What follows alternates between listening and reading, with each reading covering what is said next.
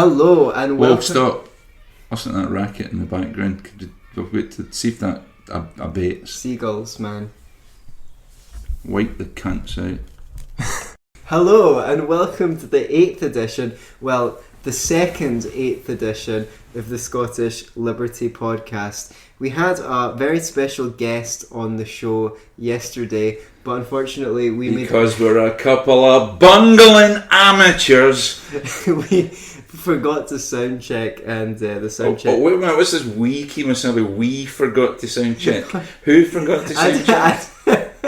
I don't remember you saying, hey, wait a minute, we have to sound check before we I started. assumed that you had done that because you're supposed. You told me you were a professional. I do everything. I thought I was working with a professional. I would never say I was a professional, so that was your misconception and your folly to assume. In the meantime, welcome to the show. Welcome to the show. It's now the 22nd of July, 2008. We're a couple of bungling amateurs. We don't even know what fucking year it is already. Right, okay. 2016. Right. And we've got some interesting stories today. Yeah, I could start with, I'll tell you an interesting story just quickly. I cycle here, as you know, because I'm virtuous and I'm saving the planet, and I really like to fucking be self-righteous about the fact that I'm not using a car. Yeah. That's what I am. But I cycled here, and this is really childish. On the way here, just as I was past the botanical gardens, a little guy, he must have been about, I don't know, it couldn't be any more, about 11 or 12 years old, came whizzing past me on his little bike. I was outraged, and I thought, I'm not having this. And he got a good way ahead of me, but I dropped a gear, boosted the bike forward, just managed to catch up with him as we were reaching the set of traffic lights, and I whizzed past him. The really funny thing is, as I got past him, I sat bolt upright in the saddle and held my breath and kind of just looked as if I wasn't breaking a sweat as I went past him. I don't know why I did that, but I was just outraged by this wee guy whizzing past me on a bicycle. It's always nice to know that at 49 years old, you still haven't outgrown that fucking cock out, nobody's better than me on a bike bullshit. You're fragile as an eagle. Yeah, so a little guy on a bike, who the man? Who the man? Who the daddy? Okay, don't fuck with me, you little 12-year-old squirt.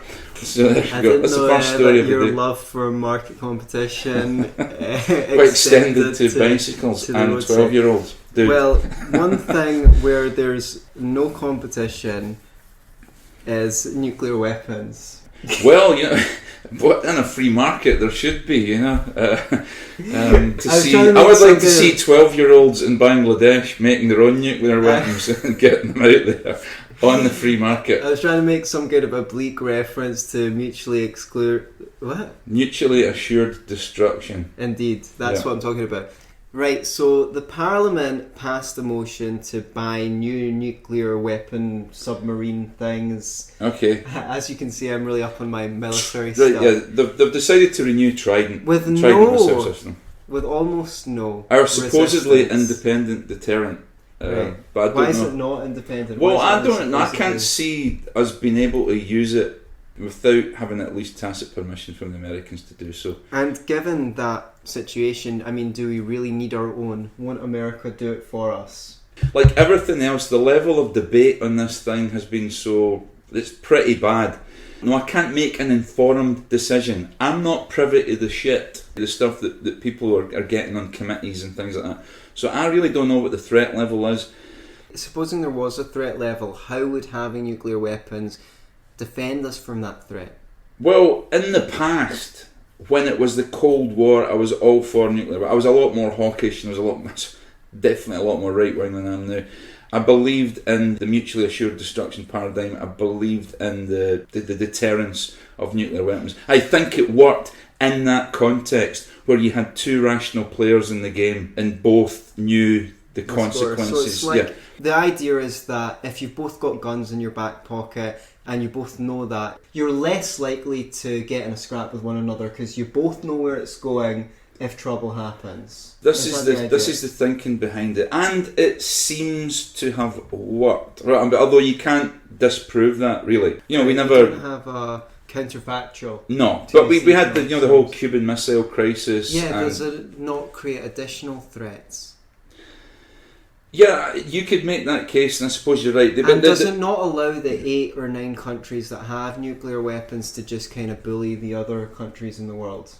I cannot disagree with that paradigm. Or the only point I would make is I believed in it at the time. Now it's a different game. You don't have 2 players in the game, you have multiple players in the game. You don't need a nuclear submarine in order to deliver a nuclear punch. You can sneak something the size of a little child's football, weapons grade plutonium, or a small speaker, like an amp.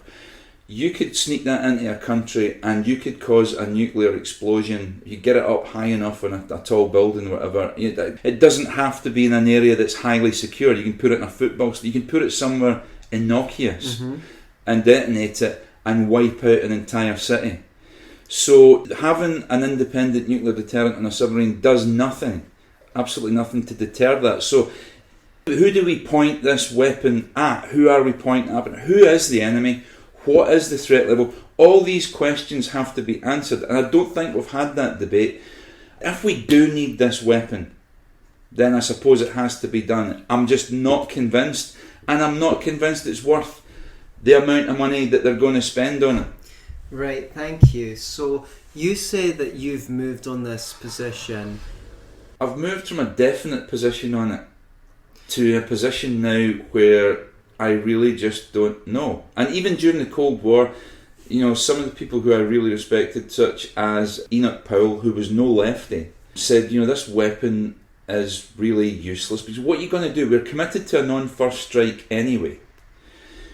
If somebody launches against us, what are we going to do? If it's a retaliatory strike, then it's merely and simply revenge. Right. And the interesting thing is, I've also actually moved on this position as well. I was full-blown anti-nuclear, unilateral nuclear disarmament. I volunteered a little bit for the CND. I wrote an article for their magazine Nuclear Free Scotland. Even when I wasn't really a lefty anymore, I'd already become a libertarian when I wrote it, but I thought it was a clear-cut issue and one that I could, say, get behind fully. Now, my reasoning for that was, it's not deterred our enemies so far as we can see. It didn't deter Argentina from seizing the Falklands. An interesting point, because Margaret Thatcher is obviously held up as a hero for saving the Falklands, but actually she was advised against a whole bunch of cuts to military operations in that area at the time, which she was advised might lead to Argentina seizing the Falklands, which she then ignored. But I digress. It seemed to me just completely inhuman, because as you say, any strike that was launched would be revenge, and if I'm fucking toast, I don't really care whether a missile's going back the other way, especially since it can only target civilians who weren't responsible for making This is collective punish. I mean, if the missiles are flying, then deterrence has failed. Yes, exactly. Now, I guess in theory, I'm not against a nuclear deterrent, but absolutely minimal. That's really all you need, absolutely minimal. In practice, the same people who are hell for leather about replacing this nuclear deterrent are the people who have just been telling us for years that we don't have any money and we need to all tighten our belts and it's austerity this, austerity that, austerity the other. And look, I'm for cutting government spending. I want to reduce the government to the size of a pea, or chuck it out if possible. I want to reduce government spending to zero. But politically, it seems all these conservatives are giving free market economics a bad name by conspicuously cutting they're not even services, they are entitlements, which I disagree with, but I think that you have to take a view where you allow the third sector to come in and take over the job of the government before cutting disability allowance and things like that. Yeah. Those are the last things that I would cut.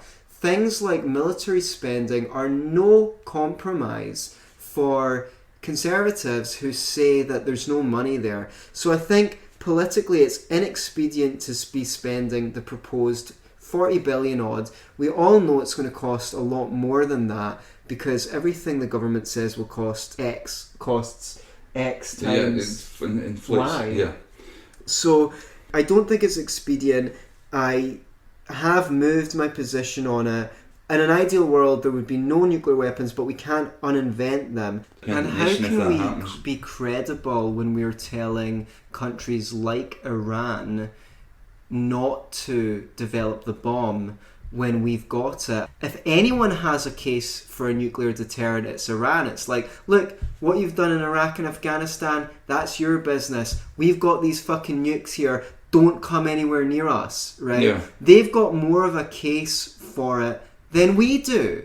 Yeah, I think I think right. Not having nuclear weapons gives us credibility to stand on the world stage and say, well, we don't have them, so you don't go anywhere near them. The other thing is, the three major threats are meant to be terrorism, cyber terrorism, and catastrophic climate change. We might dispute that those really are the three risks, but if we take the government at face value, what does this money do to actually tackle the threats that we face in the real world? Could we not be better looking at the policies that might exacerbate the risk of terror, such as the war on terror, which radicalises people, and the way that we screen people coming into the country for whether they might have links to those groups, and whether we can actually deport people or take action against people who are recruiting and things like that? Those kinds of things might be better for the risks we actually face today than renewing Trident. Yeah, well, you make good points. If you're going to have submarines, maybe it would have been better putting this money into attack submarines that could combat the enemy's submarines and take out missiles before they're launched. I mean, I think the problem that the Ministry of Defence has, I mean, if you're Defence Secretary, when you're looking at something like Trident, you have to try and look geopolitically and look at the world, and you have to say to yourself, okay, at the moment, the Russians may not be the threat that they were in the Cold War. I disagree. They could possibly be even more of a threat now than they were during the Cold War. But regardless of that, are they going to be a threat in the future? You know, we might not be a threat at the moment, but let's suppose in the future we were threatened. Let's say it's by the Chinese. What do you do? You know, does a country have the right to defend itself, and does it have its right to defend itself to the max? I really don't know. I just think this debate needs to be had. Daniel Hannan, the Conservative MP, who we both have a lot of time, MEP rather, who we both have a lot of time for, has said as much himself. He said he believes in it, but we need to have the debate. And Jeremy Corbyn was right to question it. He was right to say, do we need this? You know, what's the situation? I suppose if you're in government, you've got to balance the need for debate with the need to just get a frigging weapon that's, you know, that we can use, that's there, that's actually going to defend us. Given that it's so controversial, isn't there a case to be made for, look, if you want a nuclear deterrent, then you open up your checkbook and let's crowdfund it. And if you're ideologically against one, then you shouldn't be forced through the tax system to pay for one. Jeremy Corbyn made that exact point. He asked David Cameron, can people opt out of this? And I thought, well, that's a good idea, but you know, why don't you extrapolate? Why can't people just opt out of paying income tax altogether? Because I don't want to pay for a lot of things that Jeremy Corbyn agrees with. I suppose the counter punch from the right would be, well, look, you live in a country with certain benefits and security. You know, your individual rights, liberties, if you have them, and your freedom are protected by a military. If you don't want to pay for that, then a free rider. You're a free rider. How you do still you get the benefit? Yeah. Do you say, you know, what if the Russians do invade? You know, you're not getting protected. You know, we've got a special nuclear weapon that protects everybody else, but not you. I don't know how you do that. Yes, I take that point. Then again, I think that the government is the biggest hander-outer of free rider benefits. The question is, right, to what extent is this whole nuclear thing trumped up by the ruling classes? I mean, you know, No in pun the intended. yeah, in the book 1984, there was some of the greatest insights ever, I think, into the authoritarian mindset. One is that the wars that are fought between nations are not actually meant to be won, but they're actually a weapon of the ruling class in each nation, which is not in the Marxist sense, the ruling class, but actually the state, to oppress their own people. In fact, the wars are never meant to be won, and secretly the leaders might be, having a chuckle to themselves in the background. That idea that the soldiers found in the World War I when they started playing football together in Christmas, that they had more in common with each other than they had with the ruling class of their own country. Similarly, the people at the top benefit from the belief that there's another conflict, another war, and it helps them control their own people. I mean, we saw that after 9/11 with the civil liberties being taken away in America under the Patriot Act. There was movement against civil liberties under the Thatcher government, under the threat of terrorism from the IRA, and similarly during the Cold War. It seems there's always a threat. There's always got to be a threat.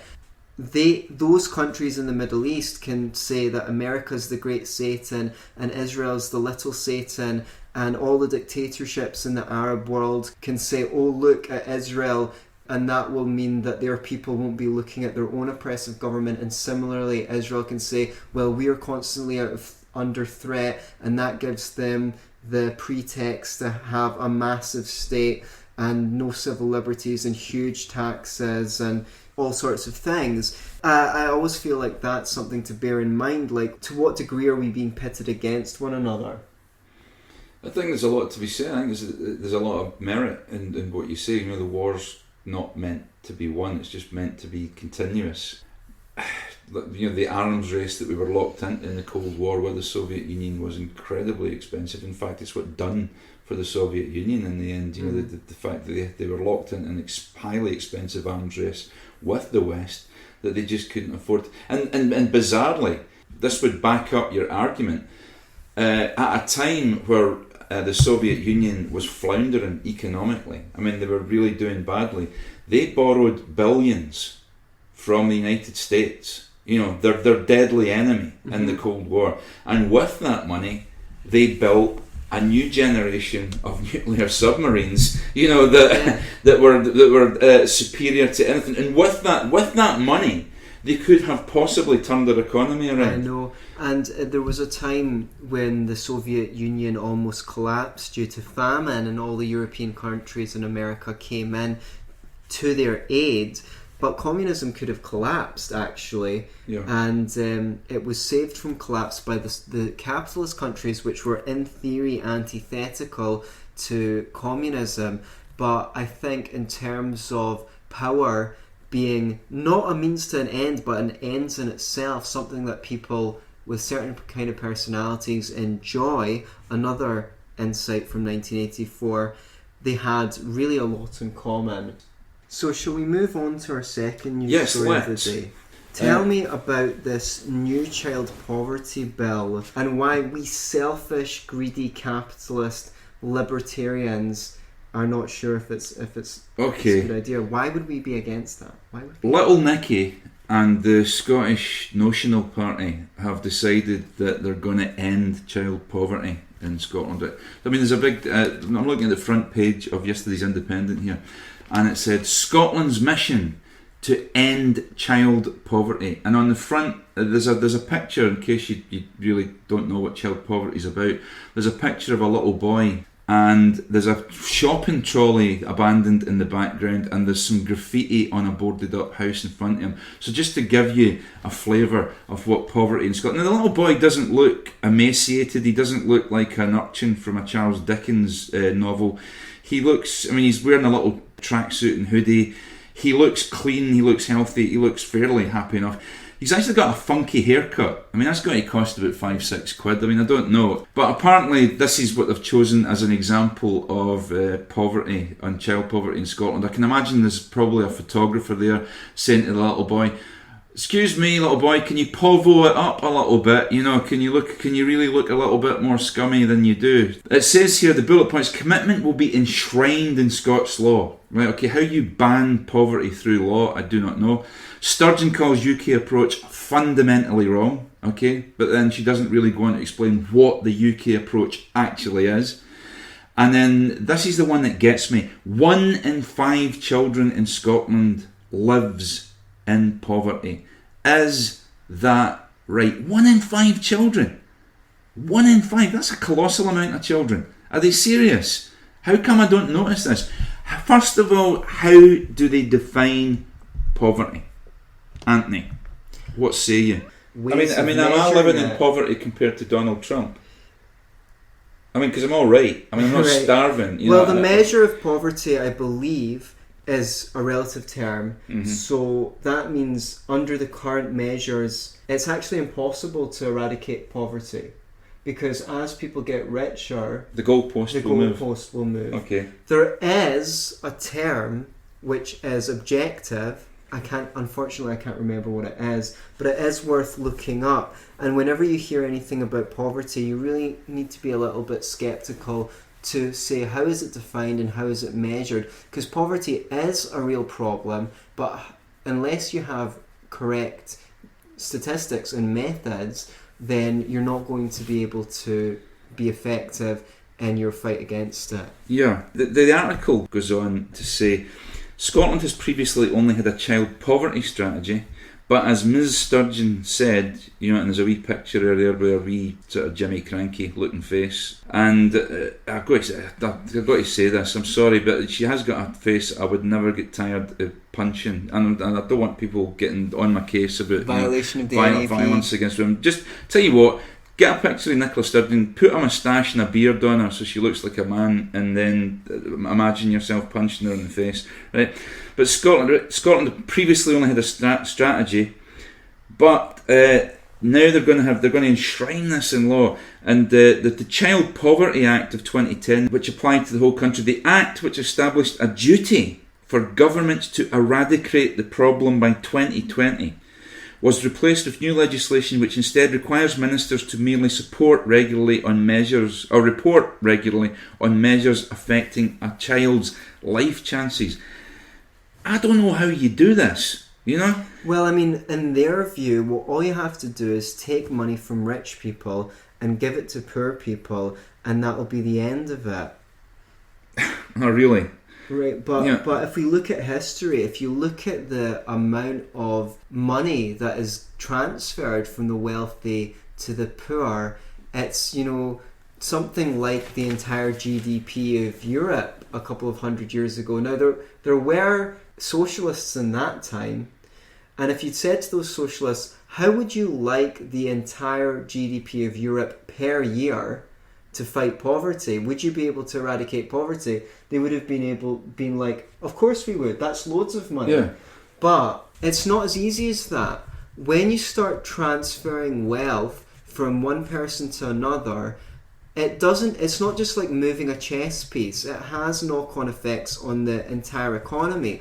First thing, not as much money is being invested by those rich people into capital, machines and factories and things like that, which will actually build products and supply and demand. The more stuff is on the market, the price of those products goes down, thereby making them available to more people. We first have to acknowledge that poverty has been the norm throughout human history, and for most of human history, almost everyone in the world lived on the equivalent of $3 a day.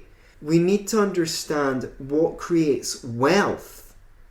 Yeah. Rather than thinking about poverty being created, because poverty is the natural state. You know, you're born into the only reason why we have such high living standards is the people who came here before us produced more than they consumed. We're still going into buildings that dead people built and designed. How do we cure poverty? Well, we get the government out of the way. Between India and China, I've heard, who were centrally planned economies, 30 to 40,000 people are moving out of poverty a month now thanks to the government stepping out the way and allowing markets to function. Yeah, but man, the gap between rich and poor has been bigger, man.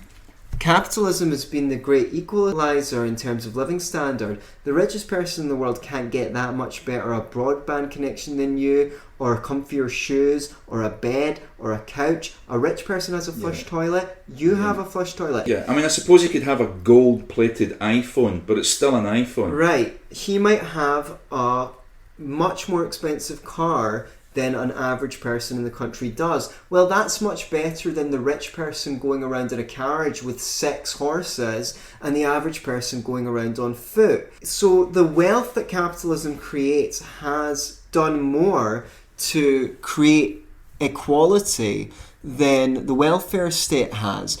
People who are considered in poverty have access to electricity, to soap, and they can eat food that's flown in from all over the world.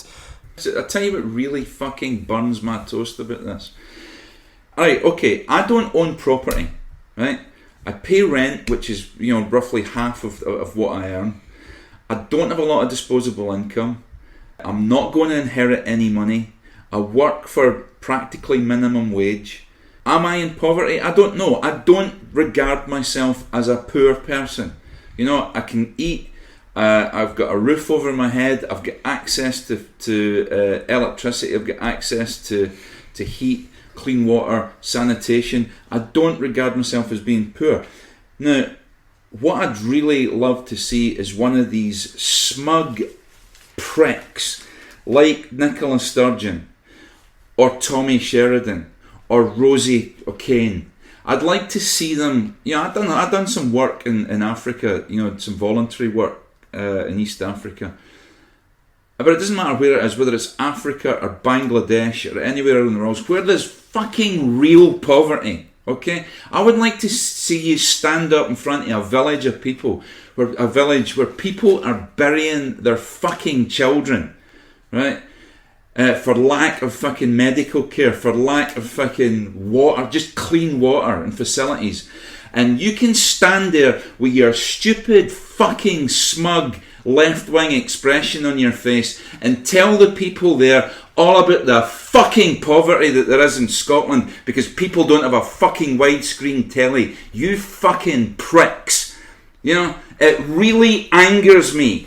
It really does. There's inequality in Scotland. Yeah, do you know what? I think there's going to be inequality in a situation where you get people who are prepared to get up off their fucking arse and work for a living, and other people who just think they should stick their hand out and be entitled to food, education. Oh, I'm entitled to a house. I'm entitled to clothes. Just give me. Somebody else should work to pay for me. You lazy fucks. There might be such a thing as the undeserving rich. I am quite prepared to believe that. Is there anybody on the left prepared to tell me that there's such a thing as the undeserving poor? As the deserving poor? Because I think there is. I think there's people out there who are just cunts. And no matter how much money you gave them, do you know what? I'm glad some of these people are in what you call poverty, because I think they'd be fucking dangerous with money. If that's how stupid and ignorant and idiotic and antisocial they are with no money, I'd hate to see how bad they would be if they actually had money to do some damage with. I'm sorry, but it angers me. And I'm hardly a captain of industry. I'm not Bill Gates here, okay? I'm just a working guy who pays my rent. And I'm interested in the working poor. That's who I'm interested in. So, that's my rant for this week. Did that beat my Timothy Lumsden rant? Someone actually extracted one of Tam's rants from this show and re-uploaded it to YouTube with a slideshow, which we're very thankful for. Well, I just hope that someone doesn't take this one out of context, because it will make you look bad. But that's alright. Let's accept your I'm bad. I know I'm bad. Okay. Let's accept your premise here. Let's suppose that there are a bunch of people that are just lazy, entitled, and they just want other people to work while they sit on the couch and scratch their balls, right? the argument from the left would still be, well, what about their poor children? They didn't choose to be born into the world, and now you're putting them at a disadvantage because you don't want to give them welfare and you don't want to give them free. Okay. So what would your response If you be wish that? to look after those children, then you can set up an ungovernmental organisation. You can set up a group. I mean, if you really care, then you can. I have a real sympathy for that argument, actually, now that you bring it up, because it seems to me that people on the left are so willing to help the poor with every last penny of someone else's money, but ask so many of them to actually get out and do something. I mean, I've got a humanitarian impulse, and I cared for the environment, so I went and I did some tree planting, and I've done various other things, but I don't want to go through them. But I think libertarianism encourages people to see themselves as problem solvers rather than the state. And it's always easy to look virtuous by saying the government should do this, the government should do that. Fundamentally, have we got any evidence that the welfare state has not just made more poor children? Because now... No, I think all the evidence points to the opposite. Because now, you're such a humanitarian, you want to give lots of benefits to single parents and to people in poverty. Now you're making it easy for people in poverty to have children. It might sound sketchy, but I think it's humanitarian. The only people who can have children now, more than 2 children now, are poor people because they get lots of benefits, and extremely rich people. Middle class people are finding it extraordinarily hard to bring children into the world, and I think there's some evidence that most of the good parenting is going to come from the middle class, where they've got money to take care of their children and time to look after them, as opposed to the other two sectors. So it is a concern. To what degree are we encouraging people to bring other people into poverty? Well, and here's another thing. If you want to, rob Peter to pay Paul, if you actually want to take money away from those who earn it and give it to those who don't, okay? If you want to do that, then those people who earn have to have the potential to earn. And there's a small article here just under the main article on the child poverty thing, and it's just interesting. It's a much smaller article, and it just says Scotland had no growth prior to the EU vote. Scotland's economy has flatlined, and prospects for growth are, quote, probably bleaker now than at any time since the finance-led crisis in 2008. Right? The economy saw 0% growth in the first 3 quarters of 2016, the last full quarter before the Brexit vote. Now, if your economy's not growing, that's bad for everybody. The first item on the agenda should be not should we cure child poverty, should we get the economy in a state that's going to make everybody benefit, so that at least if you do want to rob Peter to pay Paul, you have to make sure that Peter's able to earn the money to do it. So, and they're not doing that. And the last quote in this article, I don't want to read the whole thing, is Professor John McLaren of Glasgow University's Adam Smith Business School. Okay, I mean, everybody's going, oh yeah, that's the Adam Smith Institute. They're right wing. Well, fine, but said prospects for growth are probably bleaker now than any time since the finance-led crisis in 2008. That's bad. That's a bad picture for everybody. And Ms. Sturgeon doesn't seem to have any plans about how she should. Well, maybe that's a good thing, because she shouldn't plan it. She should just get the fuck out of the way and let people who do know how to run a business and do know how to make money get on with it. Right. If you want to solve poverty, first thing, free market. As many jobs as possible will exist. Not only that, but it actually becomes profitable to employ people and train them and give them skills. They can fuck off after they've been trained and get another job that they can prefer. In fact, if there's loads of jobs in the economy, you can go into a job, work for it for 6 months, get a crappy wage, learn skills, do the same thing in another job, and just keep on moving from job to job until you're so skilled you can start a business, you can get a supervisory position. That is not possible with the level of minimum wage and all the regulations that businesses have to follow. There's not that many jobs, which means that workers need to admit low conditions and low pay because there's no...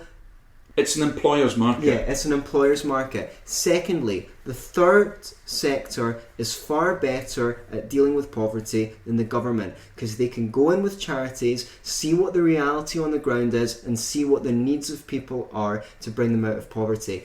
If they need training, the charity can provide training. And they have to compete for people's donations with every single other charity doing work, which means they need to say, these are the results we're getting. The government, blank check. If they don't get results, we don't have enough money. Give us more. Thirdly, as you'd like to see Nicola Sturgeon go and deliver a speech to people in the third world who are deeply in poverty, what I really want to see is some left-wing people coming out and saying, look, the amount of regulations on house pricing has shot house prices through the roof. If we want to tackle poverty, we actually need to allow people to build as many houses as are needed to cater to the demand for housing. And guess what? All those people in the middle class, and I'm sorry, your house prices are going to go down. The good news is that you'll never have to worry about being able to afford a house again, because on a free market, I guarantee there'll be so much freaking housing coming out of your ears, and people will be able to let their friends stay in their living room while they're at uni. I don't think it's that bad a situation to have 4 people staying in a 3-bedroom flat. In fact, you'd be lucky to have a 1-bedroom home with 6 people living in it a couple of hundred years ago, and people got by fine, right? And talk about the fact that central banks printing money devalues the currency and everybody's money. These lefties who say they care so much about poverty do not talk about state intervention into the economy, which pushes up the prices of houses and pushes down the value of money. Why? Because if they talked about it, that would be less government, more free market. They're only interested in pointing to the free market as the culprit of every problem in society and not pointing out when the state's been involved in creating poor living standards. Amen, brother. I mean, like, people in Africa get this. People in Africa get this. They have said repeatedly, let us trade, don't give us aid. Aid is not the solution. Trade is. Let us trade with you. Let us sell our goods in your market. And one of the good things maybe of getting out of the Europeans will maybe be able to trade with people in Africa and raise their standard of living, which we previously couldn't do because we were locked into idiotic trade deals set up by governments. I mean, people talk about sweatshops in Cambodia, and that's bad in the short term. No one would advocate that. But the number of people in poverty and extreme poverty in Cambodia has halved from something like 24 million to 12 million. It's like it's these countries which have opened up trade that are actually bringing people out of poverty. Why? Because the entrepreneurs can go in and say that's cheap labour, but once they're in there, they bring factories, they teach people skills, and it's hard to just move the factory to somewhere else. If another entrepreneur sets up next door, that bids up the price of wages. Yet sweatshops aren't ideal, but they pay 4 to 7 times on average what people in that country are getting outside of the sweatshop. Plus, all of Europe was a sweatshop for the first 70 odd years of the Industrial Revolution. But that is a stepping stone to greater wealth. They can get there faster than we can because we've already invented the technology. They just need the wealth to buy it and adopt it. We had to invent it all from scratch. We can change the world. We can eradicate poverty, but it needs to be through free market and sustainable development, not through taking money from one part of the economy and transferring it to the other, which is a bit like taking water from the deep end of the swimming pool to the shallow end and spilling some of it along the way. You eradicate poverty by making poor people into rich people, not by turning rich people into poor people. I think we've owned it on poverty. Do you want to talk about something else? Let's move on with that shit. My mate Milo Yiannopoulos. Yeah, I wonder what that's worth at Scrabble, actually. Yiannopoulos. You're not allowed to do names. Okay, Milo Yiannopoulos. For those of you who don't know Milo is a kind of... He's a right-wing commentator from the website Breitbart, which is like a conservative online website. He's known for being highly controversial, making statements against the mainstream. He's part of what they call the alternative right. And he's flamboyantly gay, which is really interesting. He's flamboyantly gay. He comes across as a bit of a middle-class fop. Yeah, it's his shield against criticism from sort of social justice warriors that have a hierarchy of... And bizarrely also claims to be a devout Catholic as well. Well, not devout, but he's a Roman Catholic. But... anyway, he's quite. I like him. I think he's an arsehole, but I think I'd like him because he just doesn't seem to give a fuck. I think I'd have lots of fun having a drink with him. Not a date, but well, you heard it here first. But Mr. Yiannopoulos, if you're listening, we've got the. I don't know. I think you could do worse than Mr. Sammeroff. Well, don't fancy him myself, but. The lady doth protest too much. I'm sorry, I'm not of that persuasion personally, but I think he's a bit of an arsehole. I think he's funny, but what I like is he's quite rigorous and he's good with chucking out facts. I think sometimes his statements can be quite misleading. Rigorous, would you say he's rigid? I wouldn't know. Okay. Now, the libertarian community, including lots of well-known people like Julie Borowski and Stefan Molyneux and things like that, have been posting up defences of free speech after Mr. Yiannopoulos has been... He's been banned from Twitter. Again. But this time it's permanent, apparently. Right. So, let's quick. It just says here, Milo Yiannopoulos, a conservative writer for the right-wing website Breitbart, has been permanently banned from Twitter a day after Ghostbusters actress Leslie Jones said she was leaving the social media site, quote, in tears, unquote, oh dear, because of the abuse she was receiving on the platform. Twitter cited, quote, targeted abuse online as one of the reasons for removing Mr. Yiannopoulos, who tweeted under the handle @Nero. Now I don't know much about you kids in this shitter thing. I'm not on it. I don't do it. I'm not really interested in it. I don't want to know every 2 minutes what somebody thinks about anything. But like 128 characters. Yeah, I know. It's just I hate this shit. But anyway, there's a lot. What about one of your rants in 128 characters? That would be like impossible. Yeah, I couldn't do my rant in 100. It'd be a challenge. I'd like to try and do a rant in 128 characters, or less. But I wouldn't even know how to even begin. There are claims he deliberately encouraged his large following on Twitter to send her abuse, and Ms. Jones said she was in a personal hell, quote, and posted some of the racist slurs she was receiving. Okay, now here's where I dissent from the libertarian community. Go for it, Big Buzz. If Milo did encourage his followers to tweet abuse at this woman, he deserves to be banned. It's a private company. He's got no right to an account. If he gets an account for free, he has to comply by the rules. And if he did encourage his followers to send her abuse, get him to fuck. He broke the rules. He's broken the rules before, and now he can not complain about, it's my free speech. Yeah, he contracted. It's my free speech. Can someone go to a synagogue and start Sieg Heiling and say it's my free speech? No, it's their private property. If you go to the synagogue, then you comply by the rules. Otherwise, just don't go to a synagogue. Yeah, well, like I say, I like Milo, I like his style, I like the fact that I don't think he's a particularly good debater or speaker necessarily, but I just like the fact he doesn't give a monkeys. But I don't think he can cry foul on this one either. Like you said, I was hoping you'd debate me. I know, but I'm finding it hard to do because you've made the case for it's a private company. However, okay, does Twitter receive any tax breaks, or does it receive a penny of public money? If Twitter takes public money in the UK for any reason whatsoever, that means it's taking Milo's money and he's entitled to free speech on their website. Right. Because it's not completely private.